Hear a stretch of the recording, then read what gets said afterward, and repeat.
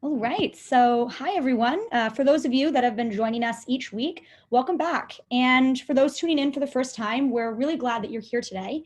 I'm very excited to welcome you to a special comms edition of our Roundtable series. So I'm Ryan Sloan, the Content and Communications Manager at Knotch, and looking forward to starting with today's topic, sharing our learnings, COVID-19 crisis communications. So I'd like to introduce our hosts, Anda Gansca, Andrew Bolton, and Chad Mitchell, who will be leading us through this conversation with CMOs and industry leaders from AT&T, Walmart, Coca-Cola, Consolidated, UPS, and more. So first up, we have Anda Gansca, who is the co-founder and CEO of Knotch, a content intelligence platform that enables companies like Amazon, Facebook, Walmart, Bank of America, Salesforce, and others to plan for breakthrough content, as well as measure and optimize it across channels. Anda has been named to both Forbes and Inc.'s annual 30 Under 30 lists, Adweek's Young Influential list, and Campaign's Female Frontier list, just to name a few. And we also have Andrew Bolton joining us today. So Andrew is Knotch's SVP of Partnerships. Andrew oversees all of Knotch's client partnerships and works with clients to evangelize the value of content. Prior to joining the marketing world, he was on the US rowing team and was also a member of the 2008 Olympic team.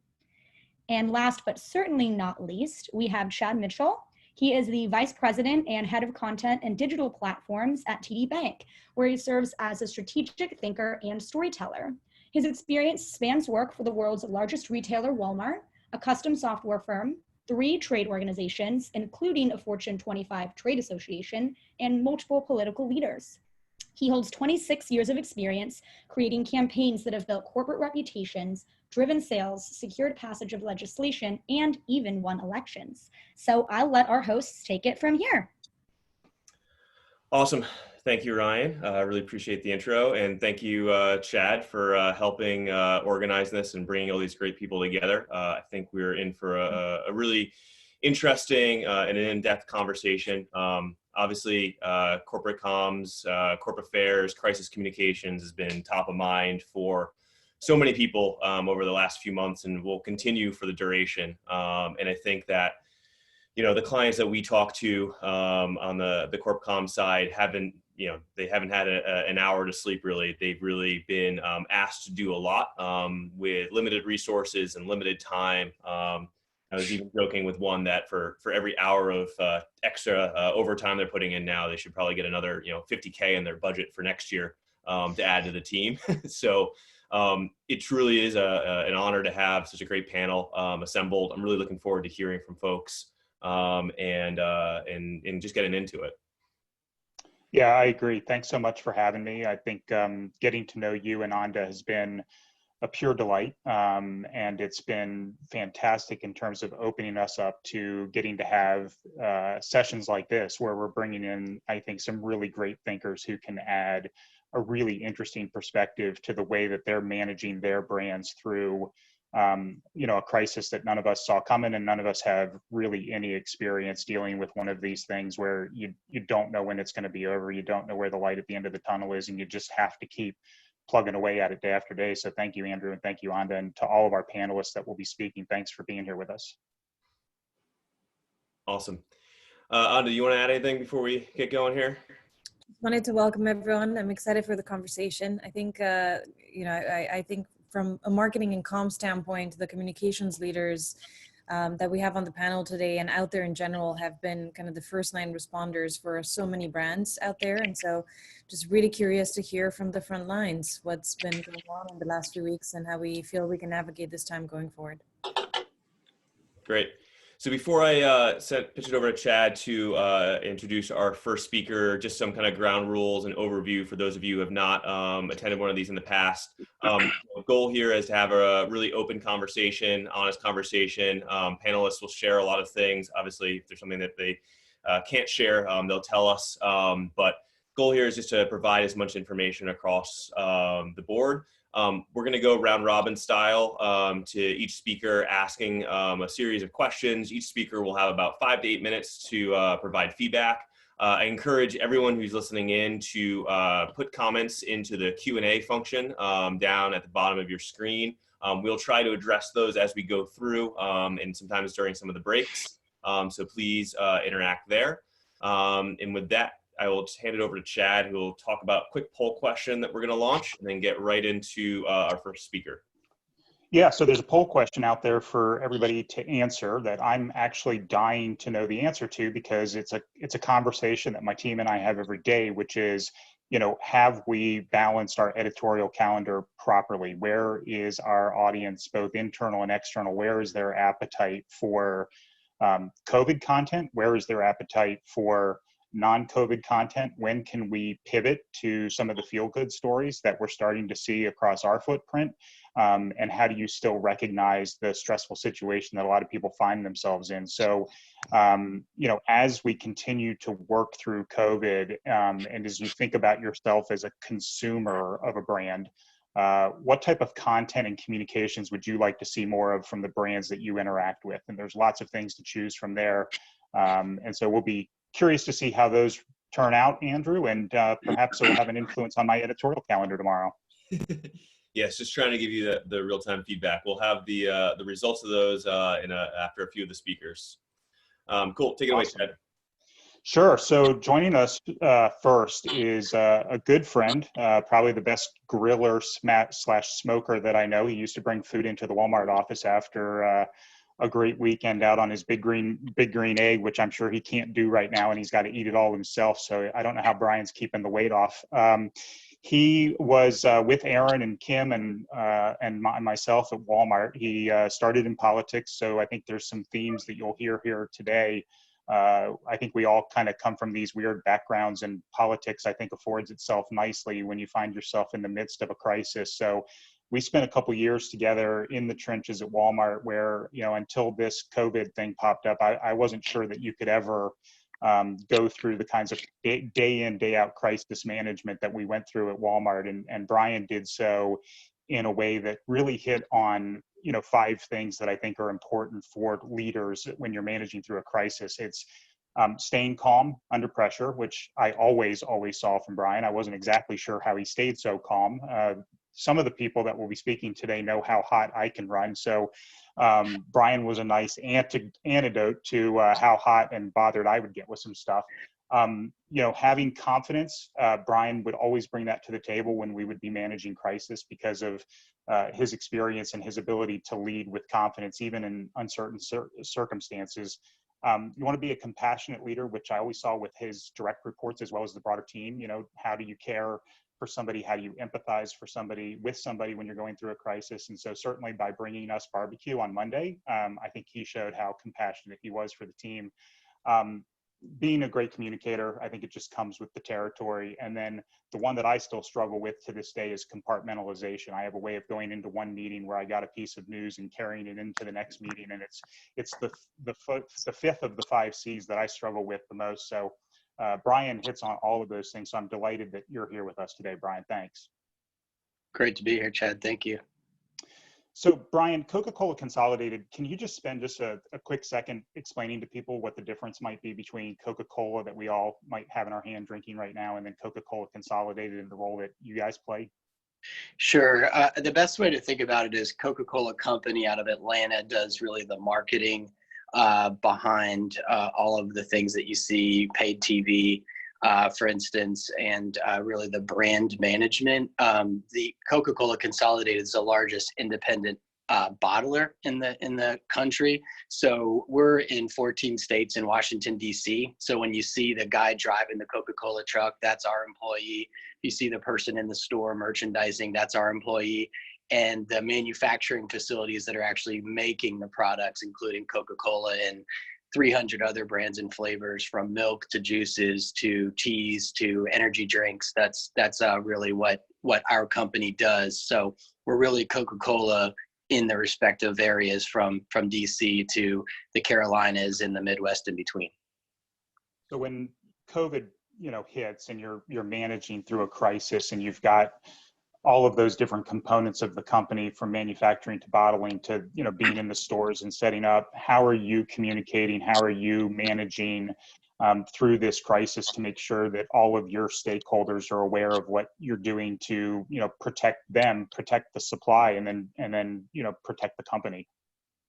Yeah, I think it started a lot with immediate needs to communicate early and often with our own employees. And so, that came from everywhere from the home office corporate standpoint to the frontline teammates who really had the biggest amount of anxiety as they were and continue to, service stores with a lot of people in them and are carrying or they're driving trucks. They're out there in the public. They're in manufacturing facilities where a lot of people are in those facilities, hundreds of other employees. So really trying to give a sense of calm and ease and to not panic or not be unsettled about this circumstance, which is obviously very difficult. So everything from how we're doing sanitization processes to just really all the health and safety aspects of what we're doing to take care of them. And then really taking it a step further and communicating with our customers to let them know how we can collaborate in this time to make sure that we're doing everything to keep both of our employee bases safe, as well as the customers and communities that we both share. Got it. Smart. So as you think about how you're leading your team and managing through this crisis in comparison to previous events, crises that you helped manage at Walmart, when you could basically get your team into a war room and stare people down and communicate face to face, what challenges, I guess, are you seeing, or what approach are you taking to stay connected with your people, to manage the flow of information that happens, in real time when you're dealing with a crisis? What's the same, what's different this time around?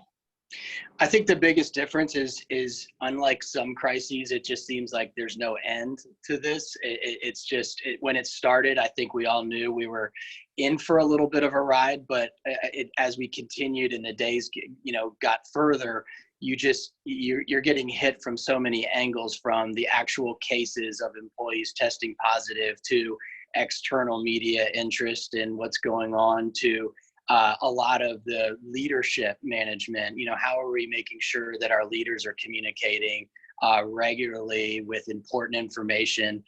What can we pull out of our teammates that are on the front lines to hear from them so that they're hearing from each other? So that was really, really valuable. And I think that we have been able to, use a lot of tools from video to audio, and really, I'd say the app that we launched in September really took off and was kind of stood up at the perfect time, because we've used that really, really effectively, I think, to communicate with all of our employee base, which are really tough to reach. I mean, you're talking about a driver of a truck. It's very difficult to reach an individual like that. People in warehouses, very difficult to reach. So the app's been very effective from that standpoint. So when you think about the app, and you think about some of those communication challenges, reaching such a diversified workforce that are somewhat connected, maybe somewhat not connected, what do you think you might have done differently had you not had the app? Have you even run that through your head, that calculus there, to figure out how am I going to communicate with these folks in absence of the app? Yeah, in fact, I would say before we stood that up, we had that challenge. We did have that challenge. How are we reaching people? And these are people, a lot of them that don't have email accounts. So you turn to a lot of things like literally paper messaging in facilities and things like that. Just screens, like TV screens that are running messages and things of that nature. But I actually don't know how we would have been able to do it without the app, because the speed and the change in the messaging and just how things just stop on a dime and completely, if you remember a couple weeks ago, it was, we're not wearing masks. Masks are not effective. That's not something that, we should be talking about. So you might get a submission on the app of one of our people in a store, and they're wearing a mask, and you actually can't post that because you don't want everybody to say, hey, where are my masks? Like, what's going on here? So just the little things you don't think about. And then CDC changes, a couple days later and says, you know what, actually, we do think it's a good idea to wear a mask. And all of a sudden the company's ordering hundreds of thousands of masks to send out, and we're promoting them, and we're putting together an infographic to be put on the app to teach people how to put on their masks. And so it's just the nature and the change and the speed of the communication has just been really, really kind of amazing to see. So with the way this pandemic has unfolded, and to your point, with sort of varying degrees of information or misinformation on some of these things, have you found yourself at any time during this sort of questioning your own instincts with regards to communication? You know, I think with a lot of crisis, we can fall into, well, this is what we did the previous time. Every hurricane comes around. This is the playbook we run. And this one, it doesn't feel like there's a playbook. And I have found myself at times when I'm reviewing content or looking at pictures, questioning like, oh, wait, somebody's going to interpret this as violating social distancing, or to your point, you know, like we didn't tell you to wear the mask, or we are telling you to wear the mask. So are there moments where you're sort of walking off into a corner going, I don't trust my instincts on this one. This is shaking me up a little bit? Yes, I think and to some degree it's instincts, and then to your point, it's also like the playbook. You know, sometimes you say, well, you have to communicate when this happens, or no, you don't communicate when these circumstances are presented. And this has just shuffled the chairs big time in terms of there really is no right or wrong answer. Sometimes you just kind of have to, I'd say, just try to stay consistent. If you have been communicating really all of the information, you can't stop when it's bad information, right? Or you can't, I mean, I think things like that, the consistency does have to stay front and center, because if you're just picking and choosing, I think that's dangerous. But there's no question I would be lying if at least once a day I don't kind of sit back and go, all right, I might have to ask a second or a third or a fourth opinion on this, because it is definitely a just kind of a crazy dynamic that we've had to deal with. For the audience out there, those were two really important learnings that I hope you were taking note of. If you're going to start communicating in good times, you should anticipate that some bad news is going to come around, and you can't just go dark, is sort of what I heard Brian say. And then also, this is a very accomplished group of professionals. And so if we're willing to go seek out help when we need it, then I think everybody else on the phone should seek out second opinions. So Brian, I'll ask one last question, and I think Anda might have some from the group. Is it too early to start thinking about what your reopen strategy looks like? Are you thinking about business as usual at all? It is for us, for sure. Basically, the varying degrees of our territory. I mean, we may have one state that might be kind of doing some things to kind of open some things up, but then there's other parts that aren't. You know, we might have groceries and other areas that really have been not running normally, but at least they've been servicing customers and doing that at a regular cadence, albeit with a different format and situation. But we have restaurants too, which are, you know, many have just closed. And, you know, we service vending machines, and just, we have a variety of customers that are literally closed. So for us, you know, we've had to have a furlough announcement literally just yesterday. And so that certainly puts us on a pause for several hundred of our employees right there. And then we also will be at somewhat of the mercy of local and state governments when they decide that they're going to loosen restrictions and things of that nature. And we just have to be, like a lot of businesses, very, very nimble to kind of accommodate really what is being asked of us. Brian and Chad, actually, I have a question for both of you, and anyone else, please jump in. And this is a question for me as a small business owner. We've been talking across the leadership team about how we communicate to our team the modus operandi going forward, given the fact that, as you said, Brian, this is a crisis without a real end. How have you guys thought about communicating to the entire employee pool some type of certainty, some type of strategy around how they should think about their lives and how they should plan their lives when we realistically don't know when we could all go back to work? I think it's important to be able to regularly share what information is known, and even be able to acknowledge the leadership really of the company to share what's not known, You might be able to share, hey, this is what we know we're going to be able to do. We've made the decision that we're for sure going to return in phases, for instance. We're not going to announce that the entire company is going to show up at the corporate office all at once. We're not going to have everybody in cubicles next to each other. Those types of things that are certain, but then also be honest and say, we're not exactly sure how we're going to do X, Y, or Z, because we're still working through those challenges, and we're going to keep you updated as we know, in a regular cadence. And that's what we tried to do really from the get-go, from our company standpoint, is just provide information when we have it, really to Chad's point, whether it was good or bad. And we found that it's been very refreshing, the feedback that we've received. It's not all been rosy by any means, but it's been, I think there's been a thirst for it. And also I think that it's been appreciated that the company's been candid and the feedback inconsistent with it. And I think that we'll continue that regardless of not knowing where the end is here. Got it. Thank you, Brian. In terms of questions from the audience, I think one that you sort of alluded to, Brian, was really interesting. What issues do you see with messaging when different states and regions appear to be on very different schedules to reopen? Yeah, it's a great question. And it's something I have been on a daily 7 a.m. phone call, and it's very interesting because there's leaders from throughout the country, and they're literally bringing up these different issues in real time. The first stay-at-home orders, the first, hey, you're only allowed to have X amount of customers in a store, and how does that affect our merchandisers? You have to wear masks now.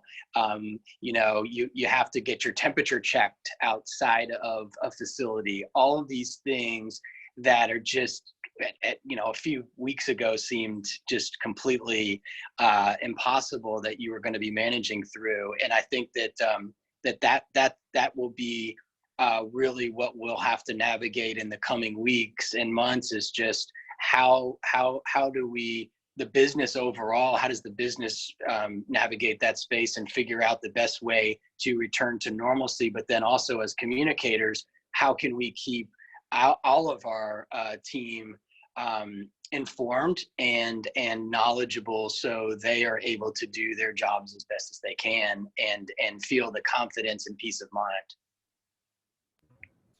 That makes sense. Thank you, Brian. Chad, anything to add to that? I cannot add anything more smart than what Brian just said.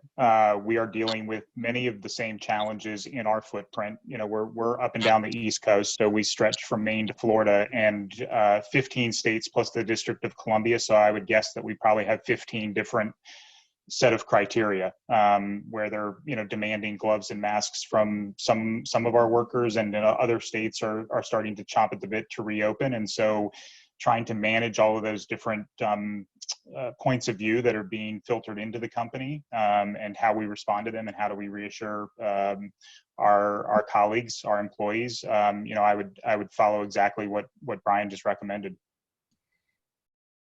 Thanks, Chad. We appreciate those insights. And thank you, Brian, as well. We're going to move on to our next speaker here. So, Megan, if you want to unmute yourself, you are up. Yeah. Welcome, Megan. Quick introduction. Megan Noel, she's the Managing Director and U.S. and Mexico External Communications Leader at PwC.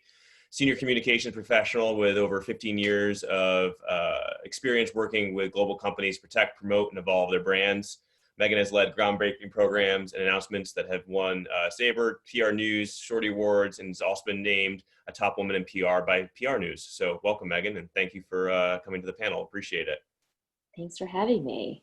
Thanks. Well, first question, well, actually, quick anecdote. I think we first met at a breakfast when we could actually, interact and shake hands and, sit next to each other. Glory days, exactly. The glory days that we will someday return to. So it's good to see your face again. Yes. Question for you, kind of explicitly, seeing that you look over US and Mexico, we were just talking about regions and having to communicate differently and rolling timelines around reopenings and things like that. Like, how do you manage that across, more of an international footprint? Yeah, I mean, I think I'll echo what Brian had said, and really what also Chad is saying is that it's you have to look at this almost as a hyper local response, and you can't have just one size fits all, and that goes to not only your business operations response but your communications. I mean, what we're seeing, what's happening in Chicago is very different than what's happening in North Carolina, which is very different than what's happening in Mexico City. So we are taking a much more localized approach to ensure that we're not only communicating our philosophy around our approach to the pandemic or approach to return to work, but that we're making sure that it's relevant for the communities that are maybe harder hit or less hard hit. And you're seeing Georgia and Texas start to go back to work, but Chicago and New York, for example, are definitely not ready in that sense at all. So really being tailored and customized and specific with our communications. Yeah, that makes sense. And actually is a segue into an audience question here, which I thought was interesting, which was from a leadership perspective, what teams are pushing back for business to return to normal despite public sentiment? And how do you as a chief communicator kind of push back? And I can imagine because of your footprint and because it's such a massive company it's a partnership, there's all these different things going on. I'm sure there's different parts of the country that probably have a slightly different viewpoint than those who are in like serious metro areas and so on. Like, have you experienced that at all? You know, we're in a unique position because PwC has invested $3 billion with a B in digital transformation, which includes remote work. So it's actually a big part of our culture to do remote work and has been for many years.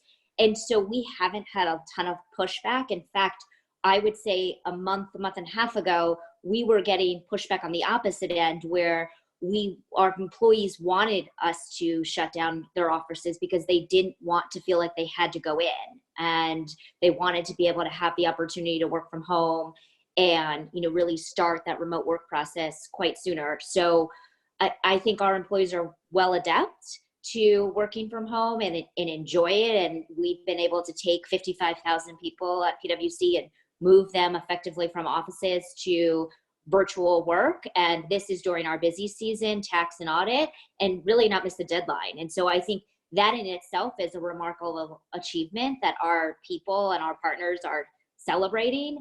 And they have said that they don't want to return to work until it's really safe. So I think, you know, we're taking the safety first approach. If we're able to work from home, we want our people to work from home, and really want to be careful about what that return to work strategy is so we don't unintentionally put our people in harm's way. Yeah. And does that give you storytelling material as far as how you're communicating to the external world about how PwC is operating through the crisis? Does that give you just, inspiration to share those types of stories and that kind of sentiment? Yeah, you would think that it's a huge opportunity. Number one, our clients are actually coming to us and saying, what does this whole remote work thing look like? And we've done this in pockets, but not at scale.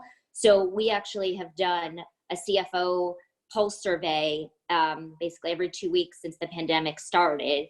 And what we've found is that while CFOs are pushing back on IT expenditures, real estate, general capital expenditures, the sort of normal things to contain costs, they've accelerated digital transformation, knowing that we could be in this spot in the fall or next year. And so it's a huge opportunity for us to tell our story to our clients about the way we've invested in remote work and what that could look like for their companies moving forward, knowing that if you work at a Coca-Cola Consolidated, it's going to be very different than a PwC or, another type of company, but figuring out what that looks like for their brand and their operations. And that's been a huge opportunity for us to tell our story and also share insights and best practices with our clients in the media. Yeah, that's fascinating. Again, it's kind of like eating your own dog food to the next level of like, you've already made the investment, but you're trying to help as many other people as possible. Totally. Yeah. As far as this crisis goes in general, like how have you seen it impact kind of how you have thought about your role as a communicator, as getting the brand's message across? Like, how has that changed in the last couple of months for you personally?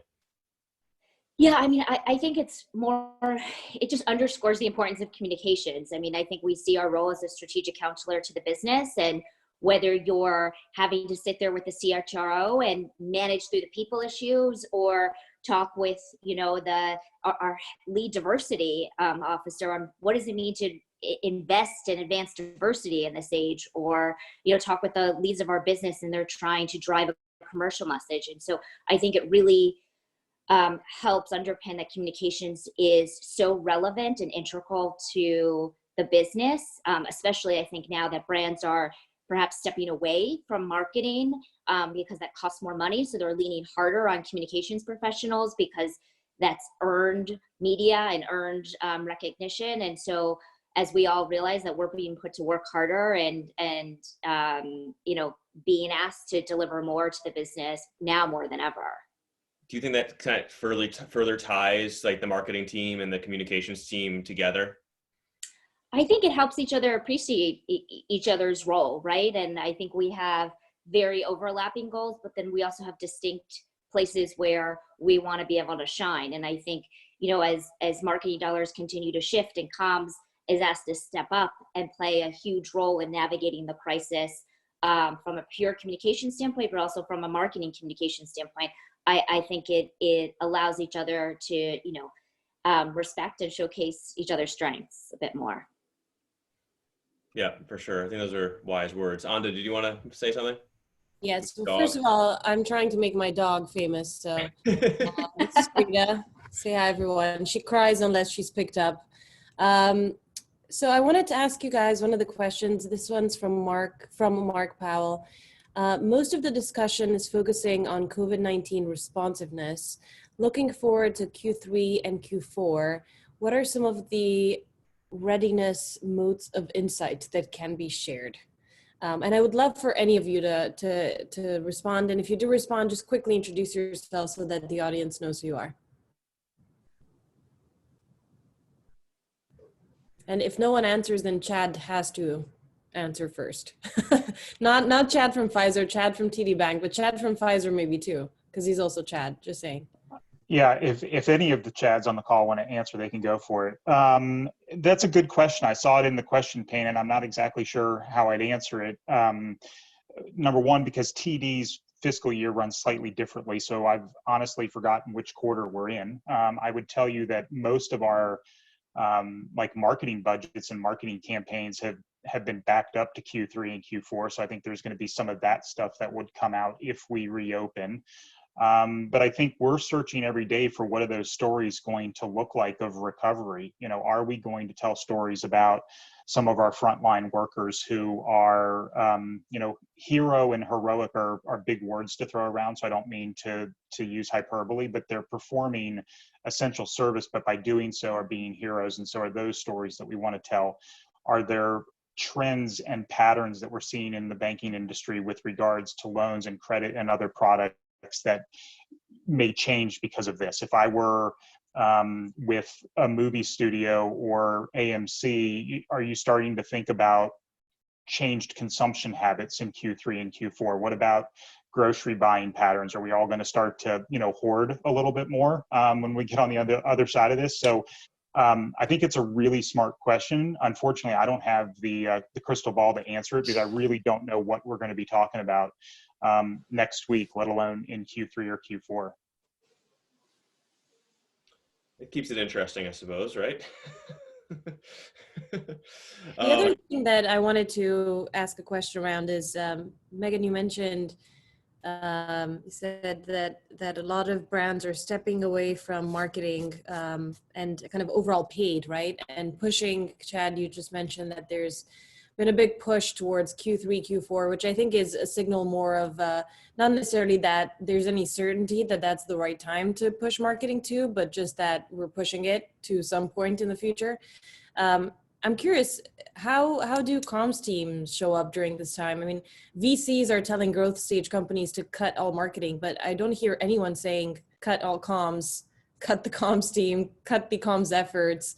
It seems like, if anything, it's only growing in relevance. I'm assuming you're seeing the same. Is that the case across the board, even in the industries that are probably most affected by this? I mean, I would say absolutely yes. I mean, I think that comms then becomes the first in the front lines. I think you're also seeing a lot of brands, from what I've seen, is invest in social because it's quick, it's cheaper than other traditional paid methods or sponsored content, and you can get fairly good targeting these days around, various different social platforms. So I have seen from my conversations with other comms leaders a step up in different forms of media and trying to really leverage the entirety of the toolbox. And I think earned media is one where I've seen a lot of brands continue to double down in or invest in or reallocate resources from the marketing department to the comms department to help, because it is something that companies can do fairly effectively and fairly cheaply at mass scale. Thanks, Megan. Andrew, Yes. back to you. Thank you, Anda, and thank you, Megan. Thank you, Chad. Our next speaker that we're going to bring on is Garret Sheffer. Garret, if you want to unmute. Got it. All right, awesome.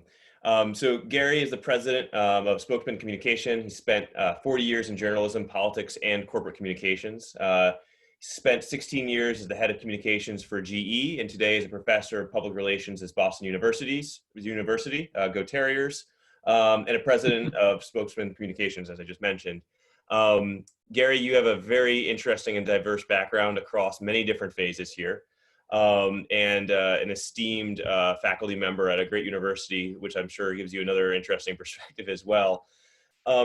When you think about the brand's roles in this crisis across the board, like how do they put people in their response, and how do they keep that empathy in that communications? Because I feel like right now there's a lot of almost COVID fatigue happening because it's just the overall messaging. Like, how do you kind of keep that human element within the communications aspect?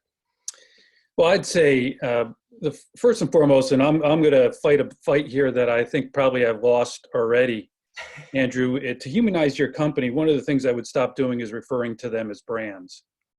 They're not. They're groups of people, they're companies that hopefully have a common purpose. And that purpose should be, in this case, to do as much as they can to help. This is a crisis that is not of anybody's making that's on the phone right now. It's not a result of a scandal or excessive risk taking, et cetera. And there have been other crises like this. And not too long ago, 2008 and 9, the global financial crisis went on for, in my case at GE, for 2 years. So there's a lot of uncertainty that came out of that. Every day we woke up to something different. But I think it is the key to humanize your company. And so I'm going to say right now, maybe I can take it up a little higher, which is there are some certainties that are coming out of this crisis, however. And I think if companies acknowledge them, and things that this crisis has revealed, it will help to bring people in to your company. And so people are looking to businesses, it's clear, for solutions in the absence of government. Employees particularly has been mentioned, looking to their employer as the most important source of information. Plus, employees consider, remarkably these days, their workplaces as the #1 place for civility, safety, sort of social interaction. So you've got that going for you. As government recedes, business is stepping forward. The crisis has also ripped the mask off some of the economic, social, racial inequities that exist in our society. You see that in the death rates related to COVID. And there are a couple of ways we can go as a society here, and as capitalists. We can go toward more populism and economic nationalism, or business can lead a change in the way we practice capitalism so that it's more equitable. So that's another way to make it about people and less about finance. And look, finally, the reality is the one time that people pay attention to your values as a company is during a crisis. So there will come a reckoning eventually, as this thing recedes and we get back to normal, there will come a reckoning for who has done well, who has not done well during this crisis. So having said all of those certainties, those things that are out there that we know are happening, what do you do? Well, don't be burdened by your past, right? This is an opportunity to practice capitalism in a different way. And we have a person from Pfizer on today. I think pharma has been terrific. Pharma has stepped up, and they're an industry that has some all-time lows for trust from the public. Pharma really has been working together. I don't mean to steal his thunder. The same with the tech industry, which has had a terrible decade. Now, let's face it, from a reputational standpoint, tech has had a terrible, terrible decade. And you look at what Jack Dorsey's doing in Apple and Google and some other things, they haven't been burdened by their past. And there are opportunities to invite people into your organization. If diversity, D&I, is important to you, this is a time to emphasize it internally, to invite affinity groups to talk to you about what's going on with them in the crisis, to reach out to people in your organization. And lastly, I would say, look, everything is possible in this crisis. Everything is possible. And I don't mean to minimize it from a human standpoint, but if Steakums, a frozen meat brand, can become the authority on disinformation about COVID-19, your company can do just about anything. So that's what I mean. There is a sense of unburdening and a realization about capitalism and the way it's practiced these days that creates a lot of opportunity for you to step forward and make your company more human. Thinking about the silver lining of these things, and I listened to the Cuomo daily briefings from time to time, and he was talking about rebuilding and reopening New York and kind of a new vision and a new way. Kind of building off what you were saying, starting back, and I think it was like January when Larry Fink at BlackRock, released a letter around corporate citizenship and responsible investing around the environment and whatnot. Do you view this as like another kind of kick behind corporate America to maybe start moving towards more of that corporate citizenship and a collection of humans versus as a brand? And like, what is that role? Yeah, I hope so, Andrew. I don't know. Everyone has paid attention to the Business Roundtable in its statement about stakeholders versus share owners. Mm-hmm. And I think the rhetoric is a little bit ahead of the reality in that case. And so I hope it is. Certainly the world needs capable organizations. And the people on this call and the people in the Fortune 500 work for the most capable organizations in the world. And we need that. So in the work that I do with companies these days, I'm really happy to see them. We're going through earnings season now. And a lot of brands are just sort of chucking short-termism. They're saying, look, we're pulling our guidance for the year. We don't know what the rest of the year looks like. And you know what, Wall Street analysts, you're gonna have to deal with that, right? Because we have to take care of our people and we have to help where we can. So I hope the answer is yes.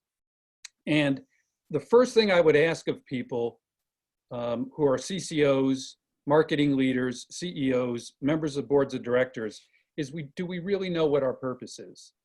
The BRT, the Business Roundtable statement on corporate purpose was signed by 180 companies. My guess would be that more than half of them don't really know what their purpose is. And so if you can take a step back now in the middle of all of this and think about why you really exist and who you're meant to serve and what kind of social value you deliver, I think you can practice a different kind of capitalism. And I think at the same time, you're going to do well as in addition to doing good. So my answer is I hope so, but I don't know. We've had sort of false starts on this area, with CSR and ESG and some other things. And unfortunately, you still see some companies behaving badly during this crisis around things like paid sick leave and whether they're providing it or not and other things. But I think the lion's share of progress on this issue is going to be made by companies. Yeah, I agree. There was a lot of rhetoric initially, and I think it maybe takes something like this to kind of push that rhetoric into like, oh, this is actually something we do need to focus on. Exactly. Given that, do you feel that the future of the corporate communications team changes its role and kind of grows in importance over time as maybe marketing is slightly devalued and corporate citizenship and sponsorship and stewardship becomes more of a value for these large companies? Yeah, it's an interesting question. I don't see it as a zero-sum game that, communications rises and marketing falls. It's very diplomatic. No. Here's what I say. Very few people in an organization as big as GE, for example, the company I worked for, have as broad a view of the organization, the enterprise, as the communications team does. And I do think it's up to them to step forward and sort of be the conscience of the organization, to see things in the big picture and to bring that externality, those things inside the C-suite and into the discussions that are going on about how you respond, particularly about how you treat your people, how you treat your customers, and how you help. And I think the characteristic that's most important to communicators these days is courage, is saying no to things that run counter to your values or your stated purpose, and saying yes to things that emphasize them and demonstrate them. And so working with the marketing folks, you can micro-target, how you deliver that message. I'm a big believer in one team pulling together, and marketing has assets that communications just doesn't have. But I do believe that the communicators these days, often, in having gone through a lot of these at GE over the years, often is the person on point, and often is the person who has the most important voice in the C-suite during really difficult times. Yeah, thank you. That was good advice, I think, across the board. And again, hopefully it's a trend that will continue moving forward. So really appreciate your insights. Thank you. I'm going to pass it over to Chad now, who we don't have the same barber, in case anyone's noticing. It's very close. But I'll throw it over to Chad, who is going to introduce our next guest, who is Aaron Bernstein from Walmart. Yeah, thanks, Andrew. I've been getting texts from some of my former colleagues at Walmart who are on the phone. I did this myself. I'm sure nobody has figured that out by now. Kind texts or not kind texts? A little bit of both, but I probably deserve it, But you guys are really the first ones that I haven't worn a hat for. I tried to be a little bit more professional today, and so I've got a sweater on and cut my hair. God, I don't even know where to start with this next one. I've had the pleasure of working with Aaron and knowing Aaron for over a decade. I've never interviewed him, so I'd really love to grill him with a tough question or two, but he'd probably figure out a way to avoid getting grilled. Simply put, he's the smartest guy that I've ever worked with. I miss working with him every day. For all the people who are on the phone and who are attending this, I would say, find somebody in your workplace like Aaron who is not afraid to call BS on whatever you think your brilliant idea is, but then he won't walk away. He'll stay and try to help you figure it out and try to make it better. And so when Aaron and I were partnering at Walmart, I felt like I did probably the best work that I've ever done in my professional career. And I've taken a lot of lessons that I learned with Aaron to me to TD. And so I'm glad that you've been able to join us, Aaron. He heads up like insights, advocacy, reputation management, advertising. He's really taken this really unique career path and has carved out quite a place for himself at Walmart, built an unbelievable tech stack, bespoke solution so that Walmart could really finally, I think, figure out what was driving down some of its reputational problems in the market. And, it's great for you to be here. He's on all of the, who's list, 40 under 40 Ad Age, 40 under 40 PR Week. I don't know that you're 40 anymore, so maybe you've aged out. I don't know. I think I still have another year. You have another year left. Yeah. Yeah, so I'm sure you'll find yourself on another list. Let's start like at the obvious. Walmart's been everywhere since this thing came out. You know, advertising with their CEO, advertising with Sam's Club. The Walmart US CEO, John Furner, has been incredibly active on social, and you can see through the pictures and through the content that, you know, Doug and John, when they were doing store tours, were close to the workers. And as the pandemic has, you know, the pictures are now more and more, you can see people spread out, you can see people with masks. So what's the thinking this time around as opposed to Walmart's previous efforts? Because it's not just about flooding the zone. It's very obvious to me what Walmart's strategy has been from the get-go and the message that you guys are trying to convey. So what do you think is driving all of that? Yeah, well, first, thanks, Chad, for the really kind words. You set a bar that I'm not going to be able to sort of live up to on this webinar. Yeah, look, these are clearly just very interesting times, and you know, Walmart is just sort of in that unique position of just having the size and scale, and really sort of being on the sort of front lines of this war that's happening, I think, on two fronts, both the health front and then on the economic front. And we see it play out on both sides. You know, as it relates to sort of content, the content strategy and communications, I mean, I just tip my hat, honestly, to like our comms and media folks who are just grinding 24/7 in terms of fielding incoming, getting information out, communicating internally, externally, leveraging all of our channels. You know, it's tireless. And I think, you know, you talk about the role comms plays in a crisis. You know, a crisis is the time when like careers are made, you know, and also at the same time, I guess careers are destroyed. But, you know, I think it really sort of shines a light on the role that communicators have and the influence that they have on an organization. I can just tell you, like, Walmart, from a Walmart perspective, our corporate affairs, communications leadership is at the at Command Central in terms of helping with strategic decision making and influencing. And I mean, you see they play out, you know, in the media and on the news with, you know, our executives out there speaking and talking. But look, as it relates to content, I mean, we've got a lot of different audiences that we're trying to reach. And each audience, you know, is got different messages that they want to receive. And I think it's sort of trying to figure out, like, how do you sort of strike that balance between, you know, sort of communicating, you know, sort of what's most relevant to whom, without, you know, without sort of just overkilling. And I think, you know, I think that's sort of something that we sort of have to balance, because like there's also just so much information that's getting pumped into the environment that like there's just not that much oxygen that anyone can sort of breathe.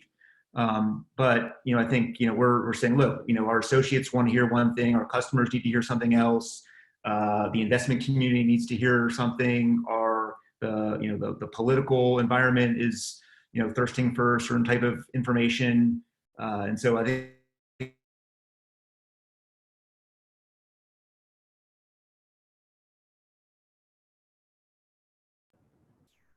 Did we lose Aaron? I think he was, I think he froze up on us. Too much wisdom coming from Aaron to keep the bandwidth going. He broke the internet. He did. He broke the internet. Let's see if we can send him a text or a note to see if he can maybe hop back in. Anda, do you have any questions for anyone? I had a great question for Aaron, actually, but meanwhile, since we're waiting for him to defreeze, I was going to ask a more general question that I genuinely love for all of you to jump into.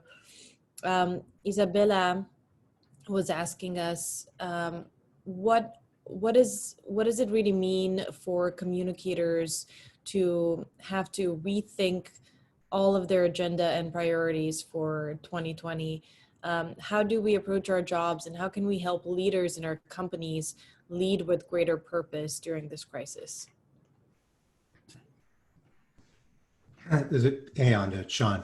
Hi, Sean. Sean Garret with Pramana Collective. I think like one thing I think one thing everyone is probably noticing is how much more people are doing with less. And so on the first part of the question is like, how do we think about what we're going to do in the future?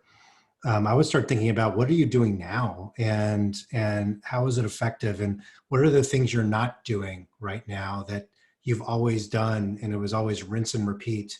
And there was always this one conference that your CEO went to go speak at, and there's always this one way you launch products, and there's always this one way that you communicate every quarter with investors. And I would look now and say, gosh, I would look at all the various tactics and rank them from useless to essential. And I would start labeling them. And then, quote unquote, when this is over, which obviously is not going to be one day, but I would basically categorize them and start really looking at like, what do we not need to do moving forward? And what were some of the creative things we did during this weird time that we really want to carry with us? I think those are great ingredients to future strategies that really can, be useful, moving forward. And I see Aaron's back, so I want to make sure you get your airtime, buddy. That was great. Thank you, Sean. I don't know how long I was cut out on. I was just rolling and sounded. Yeah, I'm sure it sounded great. Having sat next to you for so many years, I know that it sounded great. So Walmart has been moving with lightning speed, Aaron. And by that, I mean, they were one of the first companies to sort of do a associate-facing thank you message starring other associates. You came out very early with hours at the front of the day for elderly, and then recently came out with another set of early hours for folks in the people with diverse ability community. Is that being informed by data that you're mining? Is it being, Walmart's always had sort of the pulse of the customer right there. So are those just decisions that, are being made instinctive? Are you looking at what customers are asking for and just responding really quickly? Yeah, look, I think it's, most decision making, knock on wood, is off the backbones of solid data and analytics and insights. And I think it's probably a hybrid between the data that is getting fed up into sort of the executive committee, but then also our executives are still out in stores, talking to customers, talking to associates, and so it's probably sort of a hybrid of sort of the data that we're sort of picking up, but also just the anecdotal feelings that are coming through as we're sort of out there seeing, touching, and smelling it. And I think that, and then also sort of knowing that the world is watching, and I think we've got a responsibility to our employees, our customers, our communities, and so it's really expediting decision making. So I think it's safe to say that when you were introducing data and analytics to Walmart, that I took the role of the angry man on the front lawn, yelling at you to get off my lawn, that I wanted to just run with art and gut and instinct. Are you seeing anything different with COVID in terms of the value you put on data and analytics? Is there more of an unknown here because we've never seen something like this, or you still feel really comfortable in what you can learn from data and analytics? Yeah, look, I think, everyone is thirsting for it, to be honest. They were still thirsting for it before, but I think it's put a finer sort of lens on it, not just in terms of what are we sort of seeing and hearing in the moment, but then now like everyone is looking a bit forward to say like, what's next? So like, how is consumer behavior going to change? When we sort of shift back into whatever the new normal is, like how are people going to experience brands differently? How are they going to shop differently? How are people going to communicate or receive news differently? And so I think, we're sort of balancing both, which is like, look, every day, there's an insights brief that's getting sent out that's sort of compilating both sort of all this like open source, unstructured conversation and data that's happening out in the world, as well as like all the conversation that's happening on our own internal channels. And then, what metrics or insights can we derive from the content that's out in the environment? So all of those things are coming together to help sort of inform comm strategies and marketing strategies. So I got one more for you that I'm gonna try to throw you a curveball, and we'll see how you do. And then I'll let Andrew and Anda jump in because I know that they want to probably pick your brain. So you're fortunate, and I was fortunate when I worked there to have an amazing CEO who's right out of central casting. And it's right in Doug's DNA, and it's right in the company's DNA for him to be an out front spokesperson for everything that Walmart's doing. If you found yourself in a situation with a brand with a guy who was not as likable, as not as camera ready, what would your advice be in terms of who the sort of public spokesperson, public face is for a company going through a crisis like this if your CEO is not quite ready for prime time? That's a good question. Yes, like we are fortunate, but at the same time, when you look at who people think is the most trustworthy, it's actually the store manager. So, if you want to sort of, you obviously have to sort of communicate at the top to top level, but, I think organizations can really sort of drill down into their frontline workforce and, identify some real champions, people who really are sort of the, who are showing sort of that empathy and that compassion on a daily basis. It doesn't I don't know, it doesn't have to be the CEO. I think like a really powerful, employee at the grassroots level, actually is probably more trustworthy than anybody else during these times. So. You handled that one. Mm-hmm. Aaron, I have one for you that's a combination from the Q&A as well as of my own making. So Joe says, Walmart does a great job with executives in stores as a source of digital content. Any thoughts on why that works so well, and why don't more companies do that simple thing? Obviously, we know that, especially in the last few weeks, your content has been doing even better than before. But what are some of the trends that you've noticed across maybe not just this creative theme, but a couple of other themes that you've seen really resonate? Yeah, so I have a feeling I know the Joe that's asking that question. Yeah, so, and Joe, if it is you, it's great to, I guess, not hear you, but have your questions read back to me. But yeah, look, I think it benefits us because having charismatic CEOs or executives that are willing to sort of put themselves out there, I think just sort of shines a light on and provides a little bit of direct access behind the scenes into sort of the day-to-day sort of operation of running the largest company in the world, right? And I think, if you have executives at your own, brands or companies that are sort of willing to put themselves out there, then I encourage them to do it because, look, we live in a world where this is all about sort of new power and, the democratization of information and transparency. And so, I just don't think that executives and CEOs can afford to kind of sit behind their desks in their offices anymore. They've got to put themselves out there, and people need to sort of experience them in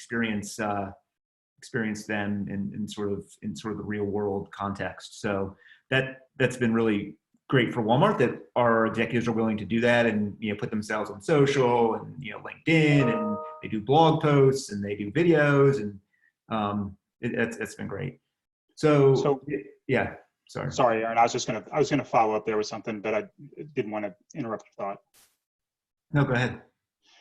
Something Gary said, I'd be curious, maybe Gary, for your opinion, Aaron, yours as well, because you and I talked about this frequently when we work together, is, and the reason that I came to Anda and Andrew and asked for this webinar in particular is because I am a communicator at heart, and I'm a corporate communicator at heart. And I think there are differences between corp comms and marketing, but based on where we sit at TD inside the marketing organization, I wonder, Gary and Aaron, how much value is it, and how much should people on the phone be considering not switching disciplines, but trying to find opportunities, whether they're stretch opportunities, whether it's in a war room, to go sit with their marketing colleagues, and for marketing colleagues to come sit with corporate affairs, because they are very different. And I like what you said, Gary, about, communicators have more of the broader view of the organization, but marketing's they usually have all the money and they've got all the creative assets. So how do you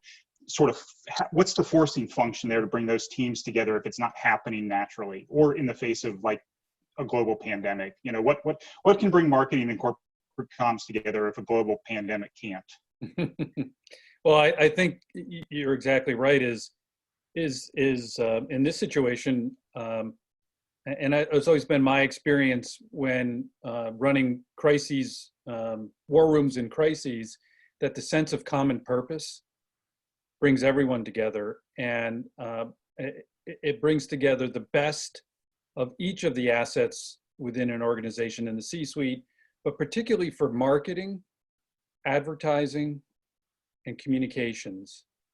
The more people see of your company and its people and what you're doing, and understanding who you are and why they should trust you, the better. And the more they see it in different platforms and different media, paid, owned, and earned, whatever, the more they want to trust you.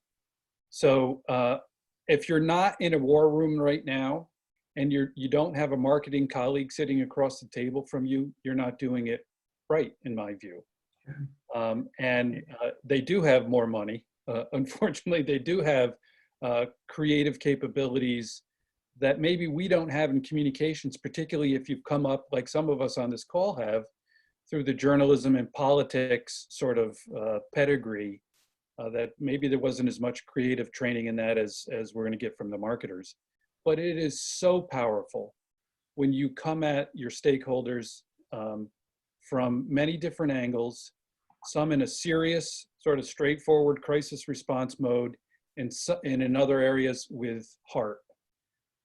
And that is only possible when you cooperate across all of those specialties.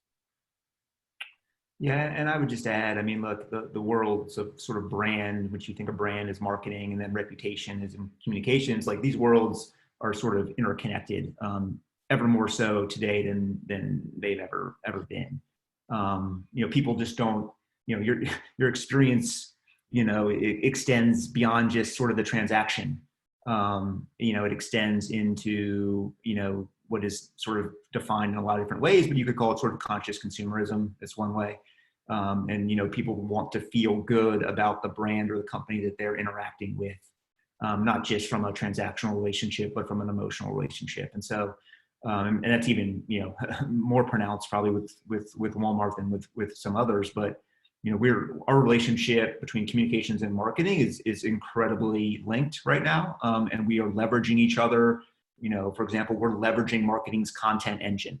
They're producing, big anthemic campaigns, and then we're working with them to cut those down into different, 15s that are delivering on different RTBs that we can put into different audiences' hands, so to speak. And you got to also think about the customer experience, and the customer experience is not just sort of how they transact with you online or in a store, but what they read about you, what they hear about you. And so it's incredibly important. And to your point, Chad, I mean, like, if you can go sort of take an assignment over in marketing for a little bit, I don't see why not. You just broaden your horizons. And Chad, I would just add really quickly is that, the degree of difficulty in paid right now, the chances that you're going to, make a mistake are pretty high with everyone feeling the way they are, the angst that we have in our society. And you see it a lot where people create their own crisis with the content that they produce. Having a communicator's eye on that content now, just from a sensitivity standpoint, can save you a lot of grief. Very well said. And I'll just close. I don't probably have time, but just to answer Anda's other question, which is around sort of just trends and around insights or content. I think the biggest shift that we've been seeing is, moving away from the heart to the head. And what I mean by that is, I think there was an initial wave of sort of emotion-based advertising that was happening. We're celebrating the heroes, the frontline workforce. We're expressing massive signs of gratitude. We did sort of a crowdsourced ad with associates singing "Lean on Me," and I think what's shifting is a little bit is what the public is thirsting for, which is more the utility factor. They want information in the most sort of simple and direct way. And how can I get that? What do I need to know in terms of what you're doing to protect your workforce or protect me as a customer? And so I think you're going to see a shift, I think, in content that'll maybe be a little less emotional and a bit more sort of factual in the sense of just information. So that's one shift that I think, we're seeing play out. Just to follow up on that, I don't know if the data source is the same, Aaron, but we've seen exactly the same. I think initially there was a lot of content that was leaning on what are the corporate social responsibility actions that different companies are doing, donations, et cetera. And it very quickly shifted because the response was not great from consumers. The more I talk to brands, the more they're confused as to why there's no real engagement around their $10 million donation or their $1 million donation and the stories they're putting out around it. And the sort of obvious, not obvious insight is it's contextually lost on people, especially when the government's throwing the types of numbers that they're throwing around in terms of the aid that they're giving to small businesses or not giving to small businesses. And what we saw was a transition to utility content that really just deals more with how you can help me. And a study around is this the real kind of utility and relevance that the brand can bring to the consumer? And now we're seeing actually a shift in some ways back to more emotional content that is more around inspiration and hope, and celebrating the people who are just braving through this in different ways. So I think it's going to keep changing, and typically we'll see content trends change every few months, and now they're changing every few days. So it's going to be an interesting time for us data nerds.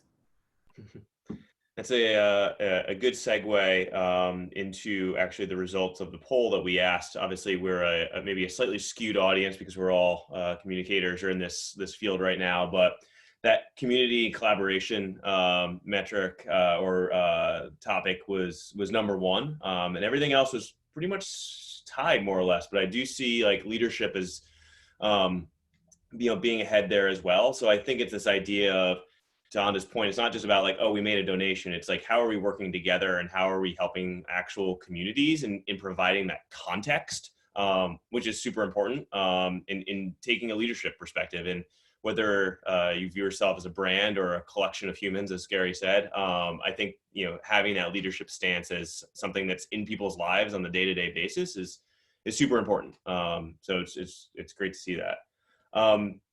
Aaron, again, thank you. Really appreciate the insights and the time, and for joining us today.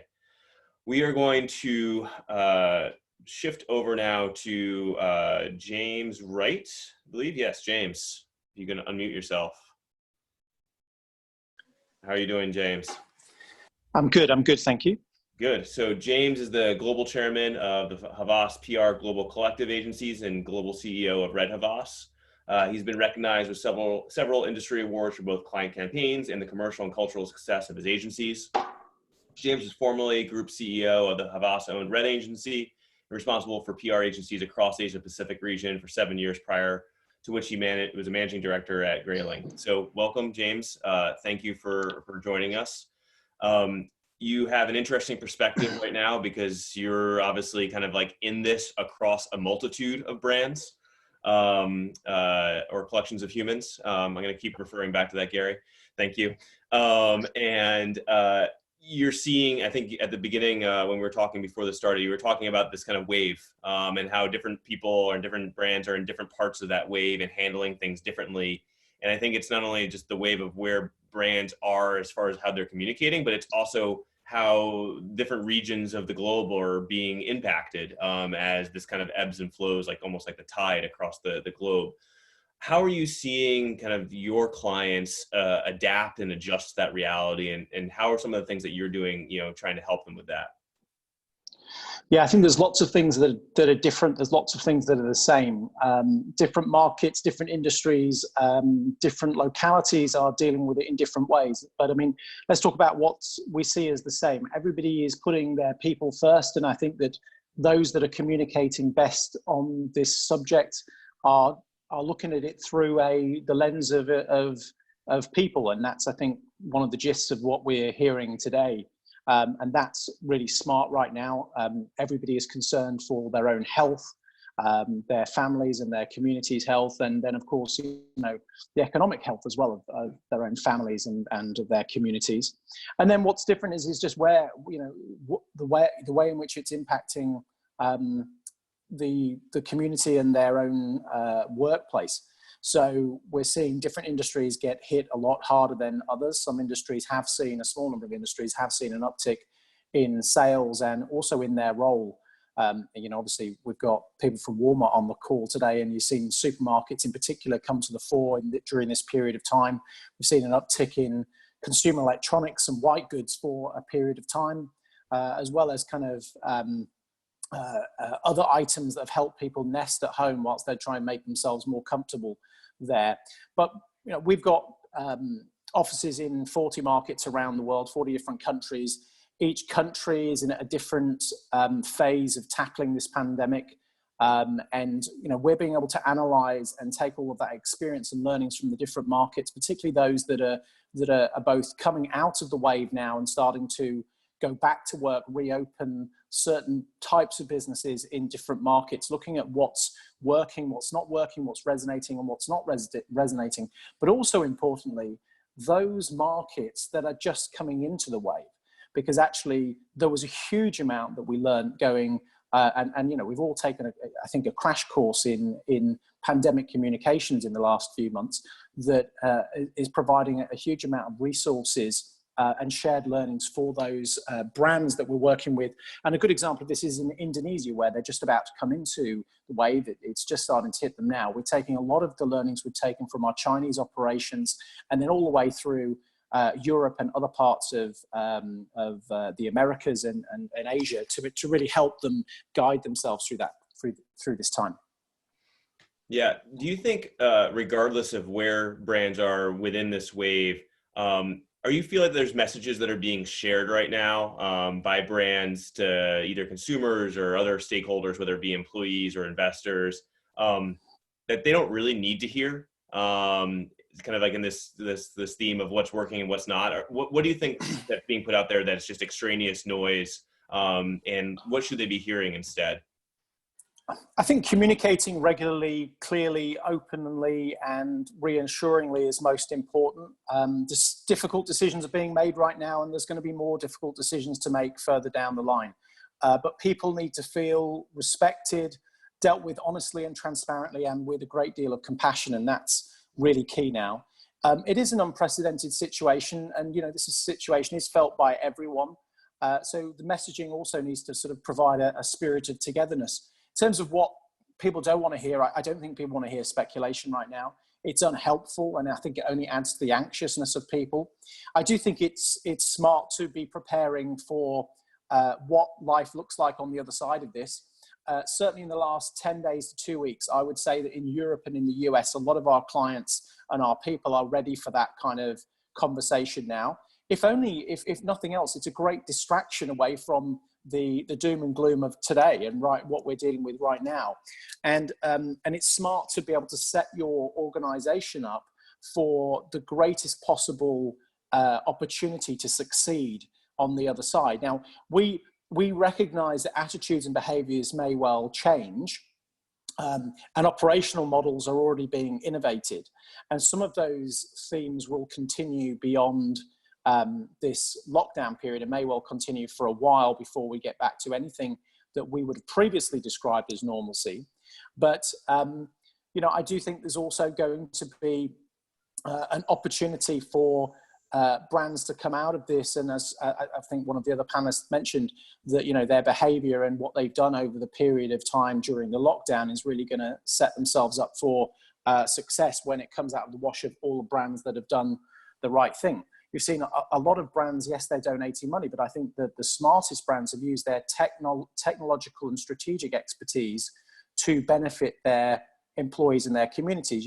Whether it's perfume brands switching to make hand sanitizer, whether it's clothing brands moving towards creating healthcare professional clothing. And you've even seen Formula One teams in motorsports, utilize their ventilators and repurpose them for hospitals. I think there's some incredibly innovative stories that, we're learning about every day. I think those kind of stories and that kind of behavior is going to set yourself up for trust and loyalty in the future from the stakeholders that matter to you. Yeah. How do you feel? I mean, obviously, the term recovery is a tough one because it's going to be cycled in different parts of the world, different parts of the country even. How do you feel can brands be responsible in communicating a recovery message and how they are adapting to it without kind of, to your point, like overstepping into that speculative side of the equation?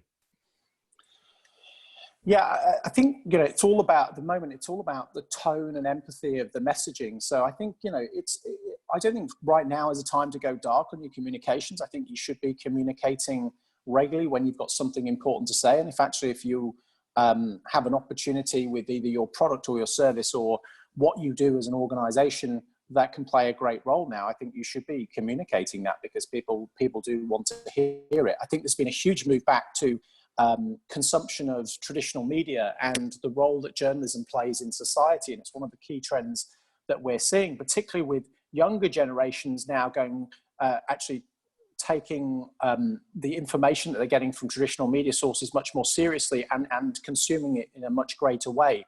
So actually kind of getting that information out to those sources are really, really, really important.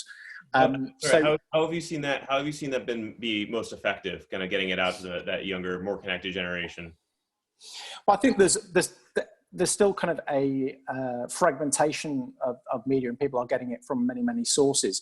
But you've got now news outlets that are trying to fill their 24/7 programming basically with one single subject matter. So everything needs to be looked at through the lens of the pandemic. So how do you make your story relevant and resonate with an audience? Because they will take that content right now because they are trying to fill their time slots, providing it makes sense and the story is good enough. So I think that you are seeing younger people listening to global news outlets as well as kind of the local news outlets too. And this was referred to here by one of the panelists around the local story and the hyperlocal story. I think those stories are really important too, wanting to know what's happening around their corner, looking at how you can support your small businesses in your area to support the community, how they can support you. I think we are learning so much about ourselves.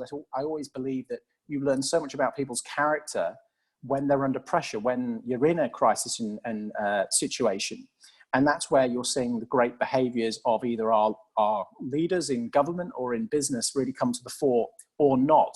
And obviously there's very good examples where people have missed the mark too.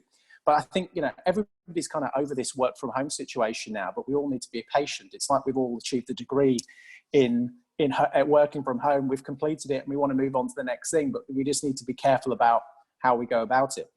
Yeah, it's one thing, gamers like is achievement unlocked. I've achieved my Zoom badge. How do I move on to my next badge, my next level up? Final question. I'm sure you work with clients all the time about building a brand identity and the importance of that. And I think that there's no other time than during a crisis where having an established identity, and Gary mentioned this earlier, already there is super valuable. For those brands that maybe have not been investing in that as much as they should, and something that in staying more in that transactional world, do you think this is an eye opener for them of like, I do need to have this more substance behind who we are as a brand and how we communicate with people? Or do you think they're just some brands that can always live in the transactional world and it doesn't matter as much for them? if your brand has if the brands you sell have a role to play, I think then, you're always going to have a voice. But doing it, I often think it's not what you do, it's how you do it. And I think so how you go about talking about your business. And I think one of the big pressure tests of what's happening today is around all the rhetoric from the last 4 or 5 years, maybe even a little bit longer, around the purpose of a brand beyond profit is really being pressure tested right now.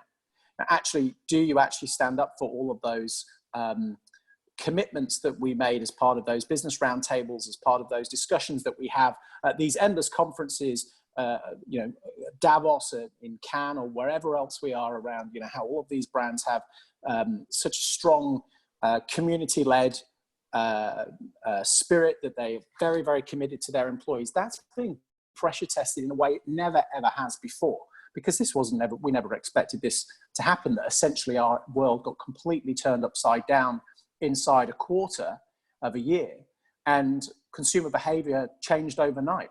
So everybody is now pivoting and being agile to ensure that their business remains meaningful, and how meaningful it will be beyond this is really interesting. One of the fascinating themes, of course, is that social media has gone back to basics.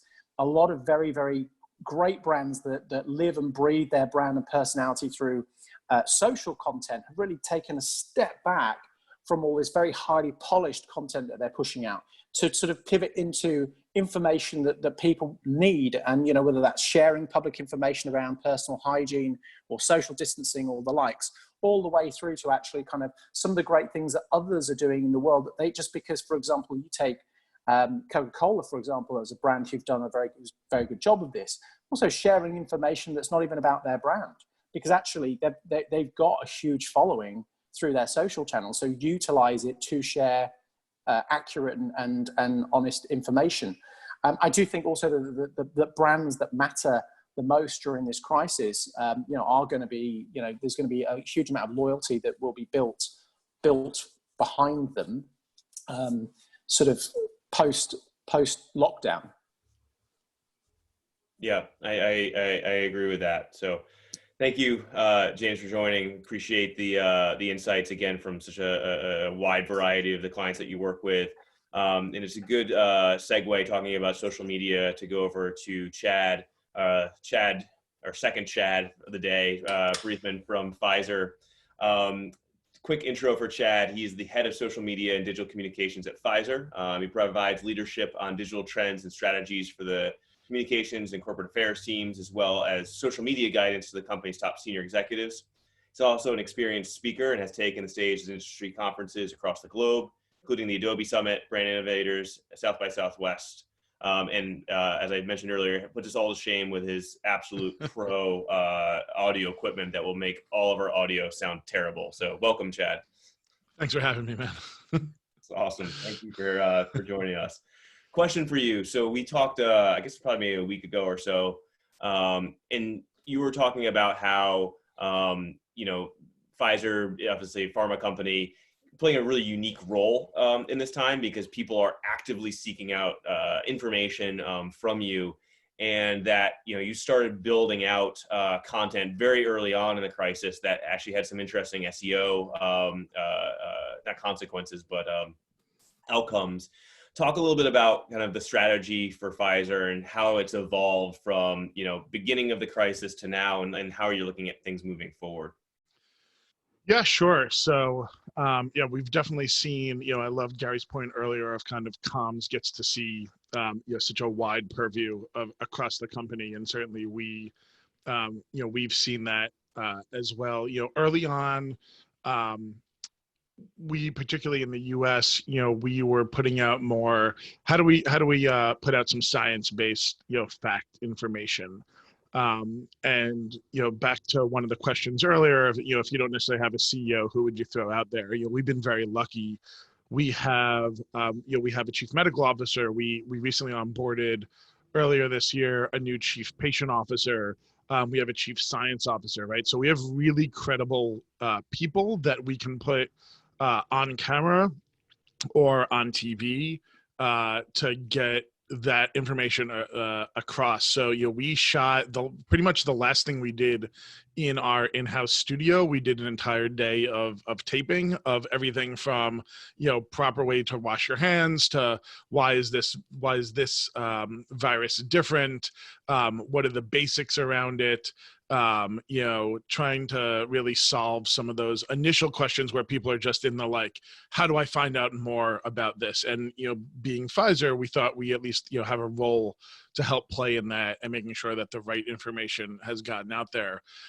As we are a few weeks in, we continue to talk about, okay, how do we still align to maybe some of the things that from a business point of view. So we're talking about things like the impact of constant hand washing for eczema patients, right? Because that's a population that we serve. And then about 2 weeks ago, we had a pretty big kind of data drop in terms of, when we think the first clinical trials will actually go in, what are some independent studies that are going on looking at existing Pfizer medicines.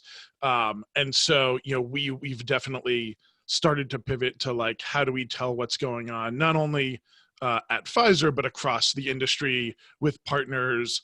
And so we've definitely kind of run the gamut, and we continue to look at what is maybe some of the evergreen content that we should still continue to create.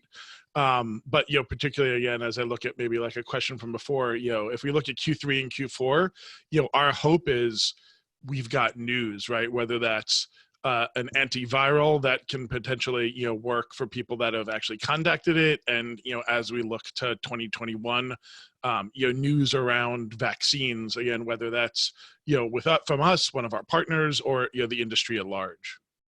Yeah. How do you feel that the role of Pfizer as a master brand, where your audience, your actual consumers may not know of Pfizer, but they know of your OTC and your RX individual brands, how has this crisis kind of almost like shifted the value of the Pfizer brand, and like how are you communicating to a larger audience that may not necessarily know that you own XYZ drugs, or this is the things that you put out in the market? Yeah, I mean, we still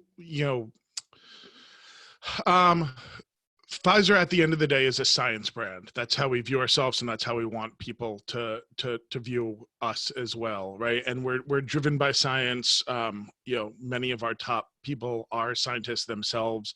So, the fact of whether or not, you knew us from kind of the Lipitor and Viagra days of old, or whether you're on one of our, medications today, we're pretty lucky, right? Like, and I think a lot of us on this call today, right? When I say I work at Pfizer, like, people know it, right? They know it's pharma, it's big pharma that probably has some type of opinion about the industry in general, and maybe not necessarily about, Pfizer as a brand.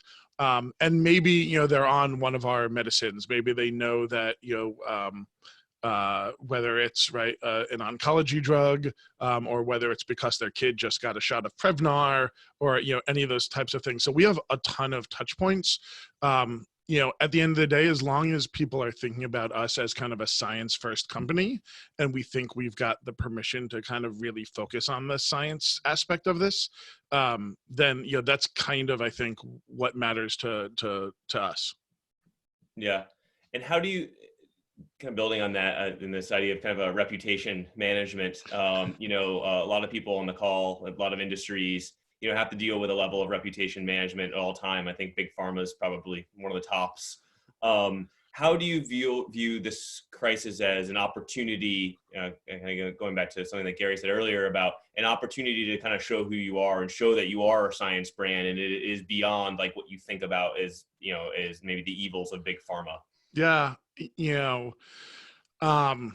look, amongst a call like this, I think Gary's absolutely right. I think there's a lot of industries that can kind of shed maybe some of their past baggage. For us, again, we're not out there crowing about, what Pfizer as a brand can do, but we're talking about, look, as an industry, we're going to come together, we're going to collaborate, we're going to let the science lead us where we need to. We rolled out a PSA last week that I think, talking about kind of we started with kind of hearts and we've moved to heads, and maybe we're going back to hearts. I think we've done a really good job of straddling that. It has that same look. It's got the piano music. It's got, a lot of the things that are out there, but the message at the end of the day is science will win, right? That's what the campaign has been built around. And basically the fact is, look, we've been here before. Science has cured things in the past. It'll continue to cure things. And science is good is what you're saying, Chad. Science is good. Yes. Science, and science will save us. And I think, we're trying to continue that conversation of, look, when you talk to experts, I've had the fortunate to be on lots of calls with internal, external people. We're recording a ton of podcasts right now. And so I've been involved in a lot of those. This isn't, most of the experts believe, right, this isn't HIV, right? This isn't a decade's worth of science that's going to take us to get, right? They think that this is something that's actually pretty easy to solve, and we're going to get there fairly quickly in terms of, compared to like what a normal time would be, as we look at things like vaccines and antivirals. And that's what the science is telling us. And that's the story that we're going to continue to tell. And we hope that, people kind of come along for the ride and understand that at the end of the day, this is what we as an organization and as an industry have always been doing, which is kind of, letting the science lead us for the betterment of people. Do you feel like in the future realm of, whatever that ends up being, do you think Pfizer plays a role in just general preparedness for the next time this comes around? And have you already started thinking from a communications perspective, like how messaging might pivot around something like that?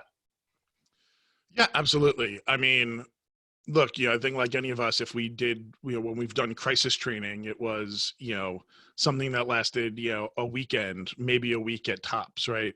So there's a ton of stuff that we're learning here. Like a lot of other people said, we learned a lot, particularly from China. We have a very large organization there. So, we stood up a lot of the folks that are on the daily calls and things like that, and the work streams had already been stood up, back in February when this was heading there. So even by the time it got to the US, we already had some learnings. I think that there's certainly a couple of other things from particularly from a communications point of view. I think a lot around our manufacturing facilities as well. I've been talking to a lot of folks from there, and how are we communicating both internally and externally about what we're doing to make sure that we're meeting demand. I think that's been one of the most interesting stories I heard this week, is just, particularly we have a hospital business unit. So it's not even the drugs that maybe you even think about, but it's the types of things that, people that are being put on ventilators and people that are being admitted. So, we're seeing literally the demand for some of our hospital drugs, 50, 100, 300x, in terms of the types of orders that are being put in, or things being need to shift around countries or across the US to different areas.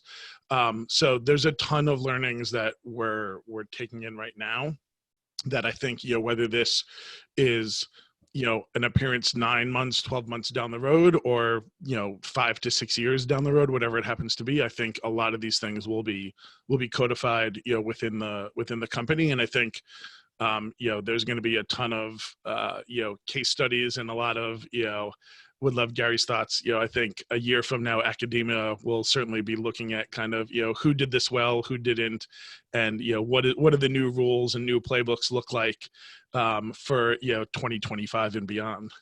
Gary's already writing a syllabus for next year. Please, I got enough work. Last question, Chad, and this may be a little bit more tactical. Just thinking about your team. Obviously, you lead a lot of people. They're working from home. They're maybe having to take on some things that they haven't done in the past. Like how have you been managing that from a people perspective?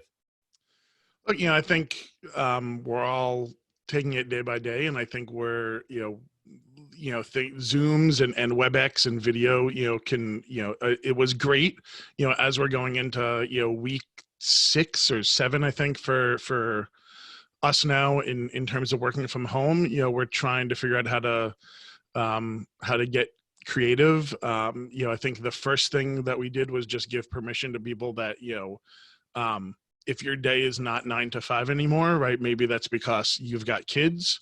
Maybe that's just because, you want to get out and go for a run at 1 o'clock in the afternoon, or that's the only time that you can get a slot to go food shopping. We're very open to being flexible.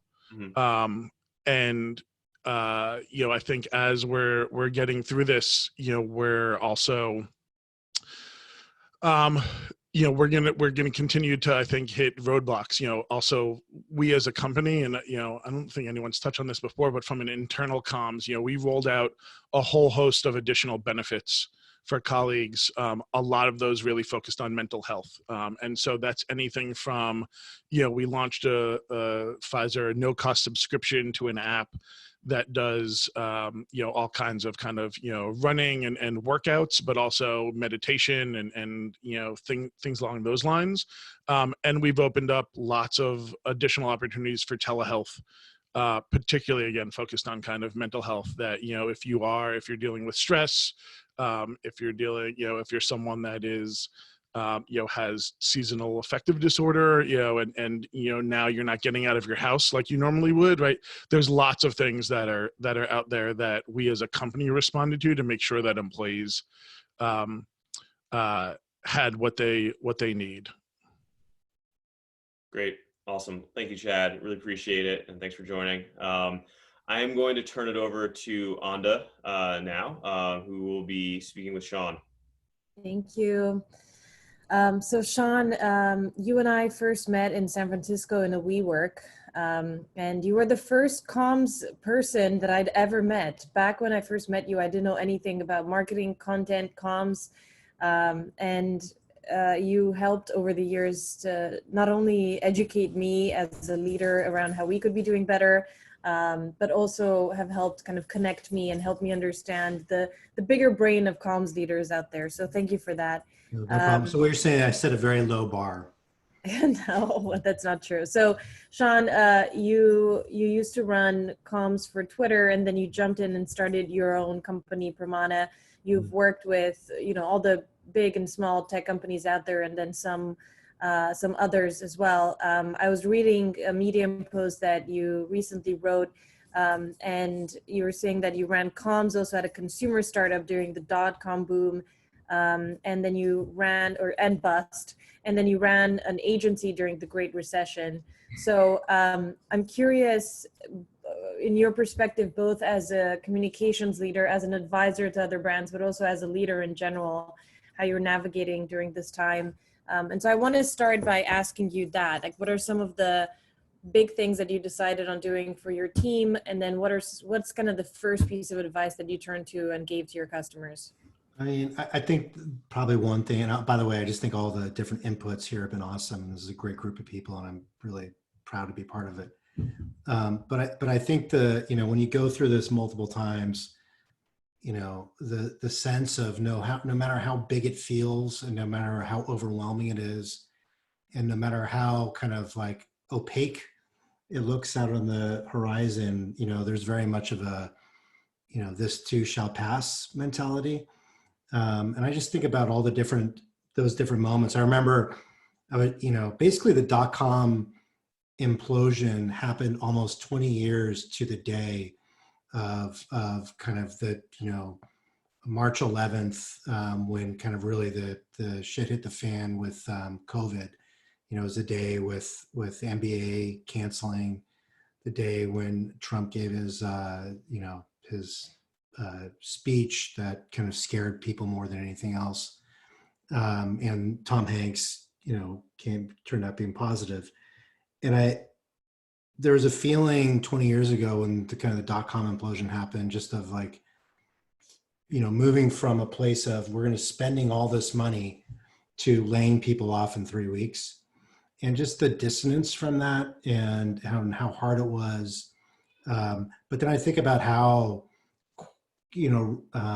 resolute and also kind of adaptive humans are, and we all are, that we all just kind of quickly, people were able to figure out, and almost to a every single person I knew during that time almost ended up in a better place 2 years later.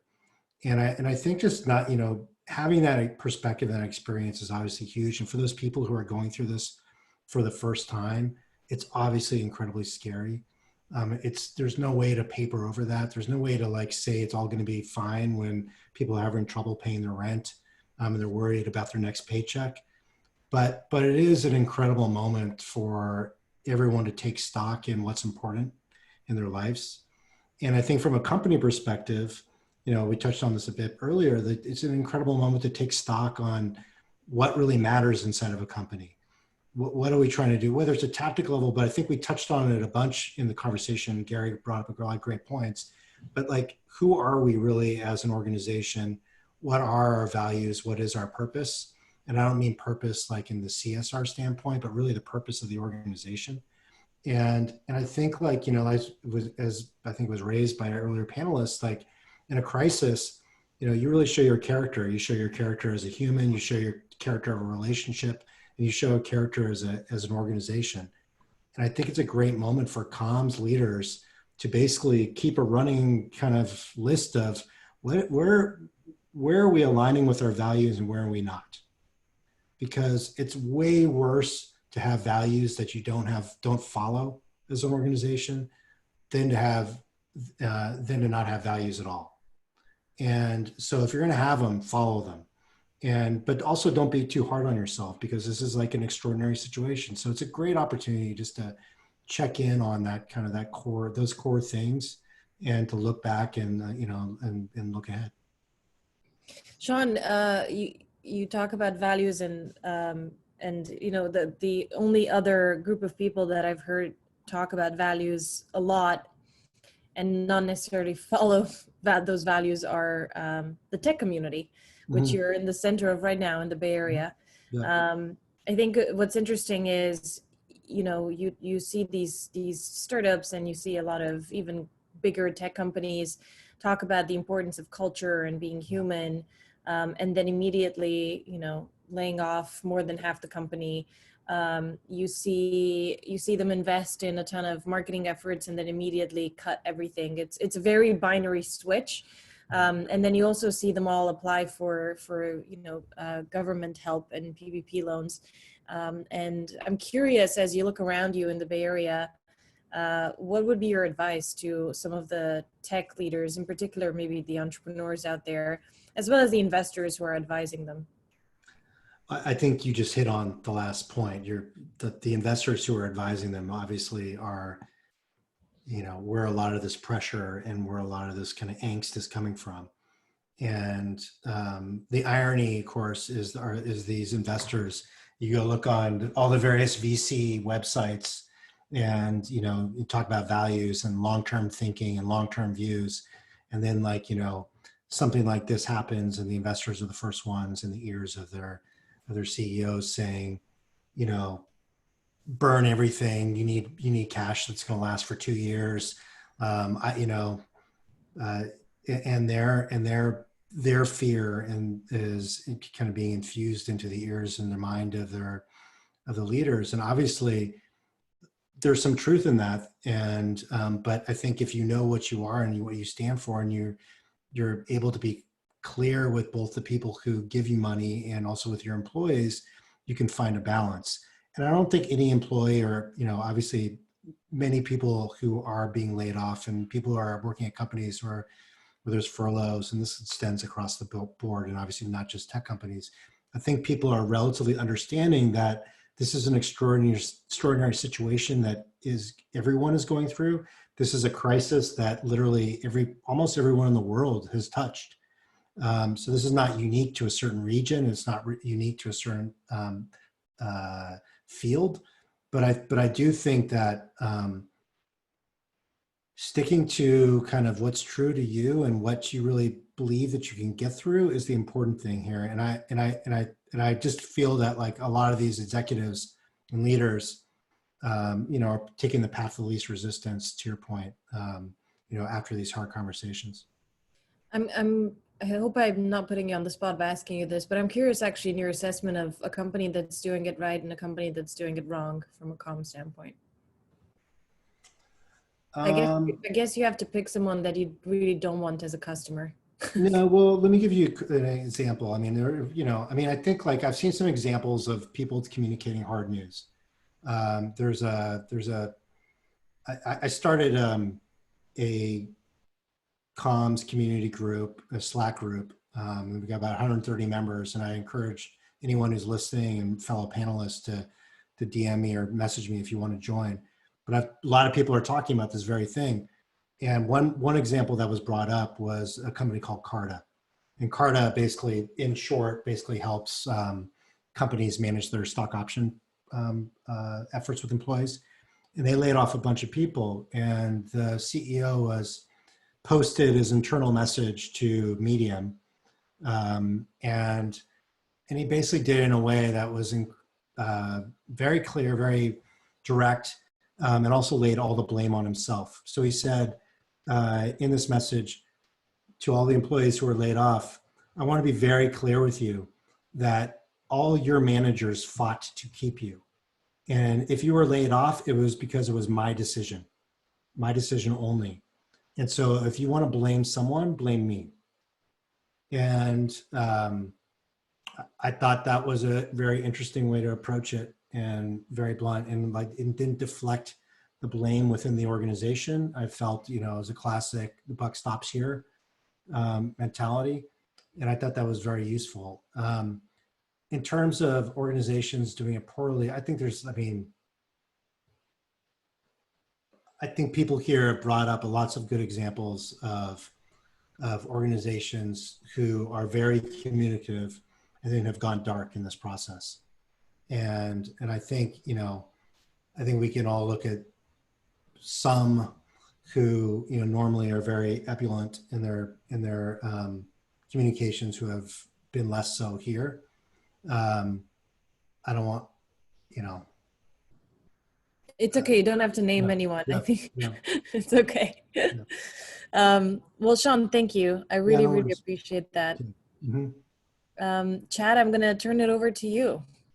Thanks, Anda. So last but not least, Kim Page, the last member of the Walmart Mafia. You can see that I relied on my connections from Walmart to get us some panelists today. And because we're towards the end, Kim, let's do some lightning round here. Disney World or Disneyland?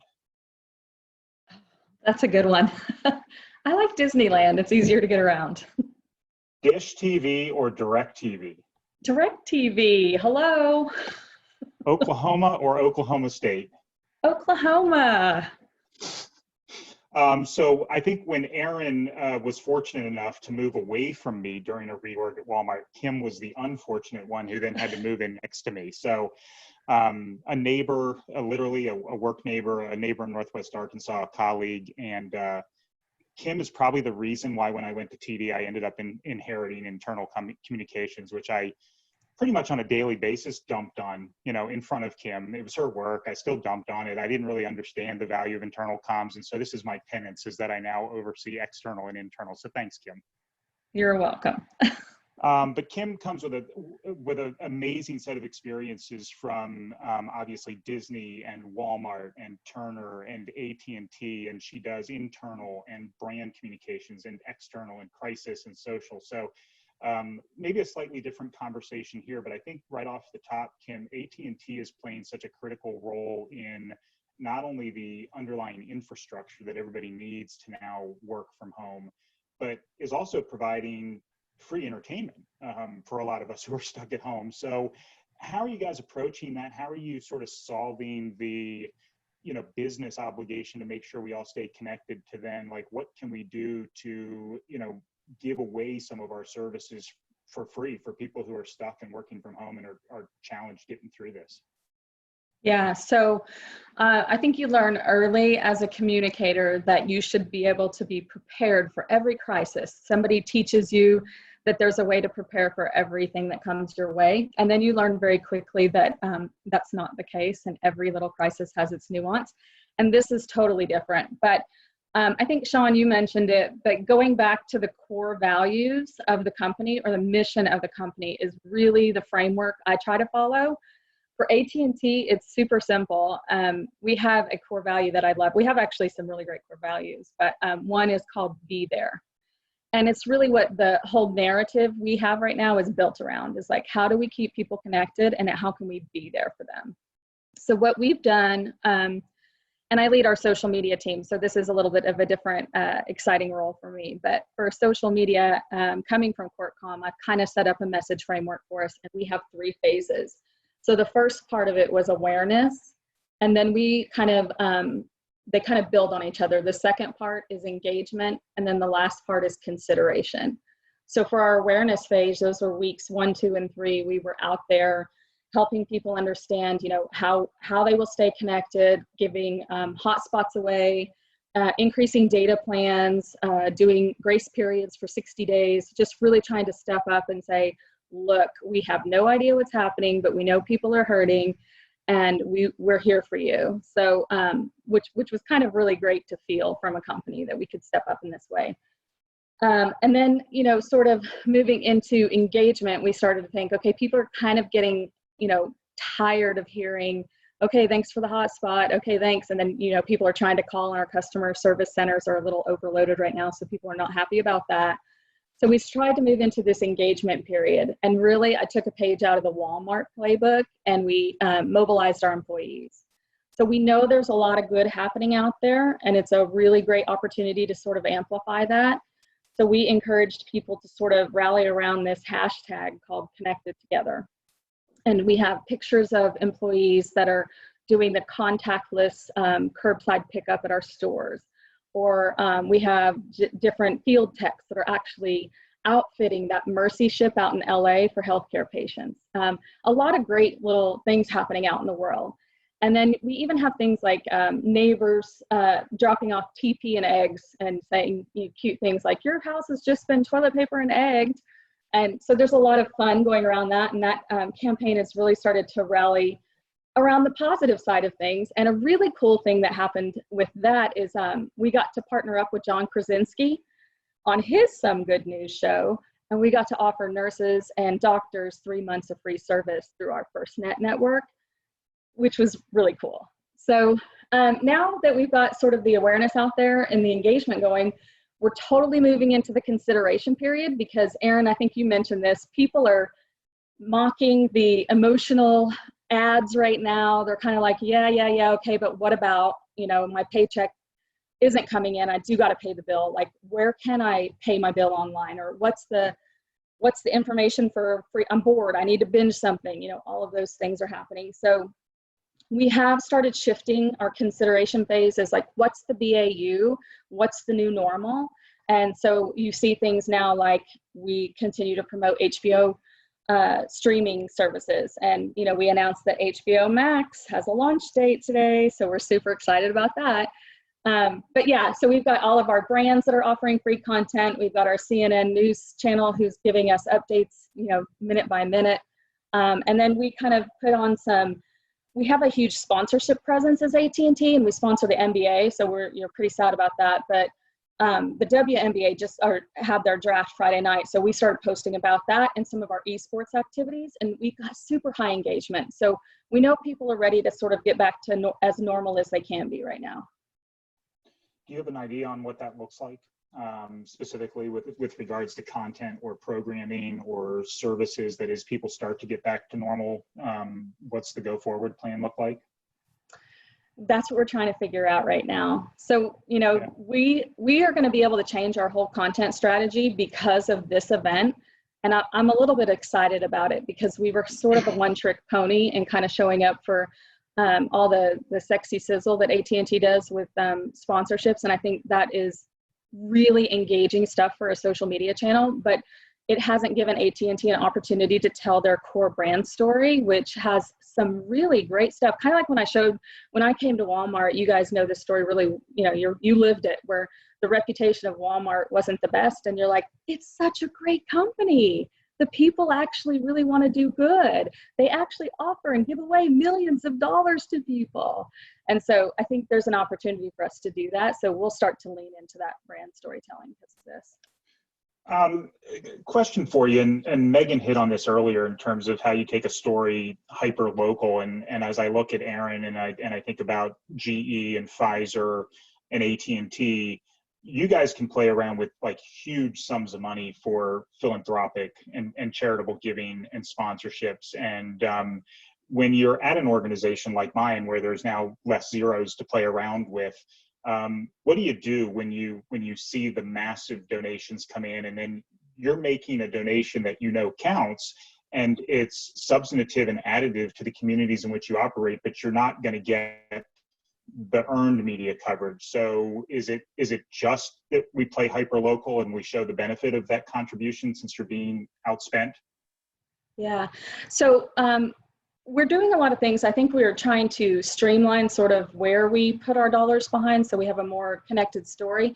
But one thing that I thought AT&T did really well, they have this Believes program, and I just walked into it at its peak, and then we had some leadership changes, and then this has happened. So it's been a little bit on the back burner. But what they've been able to do from a CSR perspective is create this Believes program, and they customize it unique. So in Chicago, it's about gun safety. In Dallas here, it's about homelessness. And each city gets sort of their own narrative so that we can really localize the messaging about what AT&T and how they can show up for a community and really offer the needs that are relevant there. So I got one more, Kim, and then I'll kick it over to Anda and Andrew, and if they have any questions or wrap us up. So, this is somewhat of an unfair question because I'm sure this is a conversation that your leaders are having, much like, we weren't in all the right rooms when we worked together at Walmart. I was a little caught off guard at how unprepared the school systems were to do distance learning, primarily because of lack of internet access. And, I'm in Loudoun County, which sits next to Fairfax County, which is one of the most affluent counties in the United States. And they had to shut down distance learning. They tried, it lasted for a day. They then took the week off, and now they've abandoned distance learning because they're finding that despite the affluence, not everybody has internet. And so as I've seen some of the philanthropic and charitable things that companies have done, they started to partner with schools to hand out laptops, but then the kids got the laptops and you realize they didn't have internet access. So again, I know this might be an unfair question. Surprise at all to the AT&T leadership, something you're thinking about? Like as I think about one of the questions we got earlier about what does it look like on the other side, I'm wondering if one of the things on the other side is a corporate initiative to more thoroughly connect the United States. Yeah, so there's a couple of things happening. So we did partner with Google on a lot of, I'm not going to call them superficial because they are important, but for people without internet, it doesn't matter, the Khan Academy stuff. And then we're partnering with small business as well on distance learning. But we've had to do some creative things about, we have these hot spots that we've partnered with local communities that don't have internet access, and we've used school buses to kind of drive in and sort of put them in locations where people can connect to that. So our hotspot access is pretty high right now. The other side of that is we do have this FirstNet dedicated service that is for first responders, and it's built by AT&T, but FirstNet is actually a federally funded partnered, so that if internet service for you and I went down, it would not go down for those first responders. So I'm not privy to those conversations at all, but I would expect that there's a lot of conversation about being, especially with all the 5G that's coming in the coming months. I wouldn't doubt that there's lots of conversations happening. Thanks, Kim, for sticking with us for the whole thing and for being our last speaker. You brought it home strong. I appreciate it. Anda, Andrew? You. Yes, thank you, Kim. Very appreciative. Those very good insights. Thanks to everyone on the panel. I'm going to have Anda kind of wrap it up with some closing thoughts here in a moment. But before sending it over to her, we're going to put in the chat the registration link for the roundtable that we are doing on Thursday. So we're going to have a good selection of chief digital officers, CMOs, heads of content from H&R Block, VMware, BlackRock, Unilever, a few others. So it should be another great conversation. And thank you to all the participants who listened in today. I hope it was helpful. And we're always open to feedback, so just drop us a note. Happy to try to meet the needs and the thirst for information out there. So I'll hand it over to Anda, who can take us home. Thank you so much, Andrew. So Erin from Walmart actually called me the queen of webinars. I think I've earned that title now. This is probably our 8th webinar, and we are continuing the conversation because we think that it's just an important time to bring people together. I don't know about you guys, but it makes me feel less alone and like I'm not as crazy as I think I am when I'm just sitting around doing my own thing. So thank you to each and every one of you for bringing your perspectives, your insights, your wisdom. A couple of the things that I heard, I was just taking furious notes. I loved the idea of communicating early and communicating often and making sure that we keep the internal communications first and foremost. I think the way we show up internally with our employees is such a massive reflection of the way we are as companies. And so prioritizing that was a really big message for me. Communicate the bad, not just the good, and make sure to ask for second and third opinions. I do that a lot. So there's no ego in not knowing or being wrong during a time like this.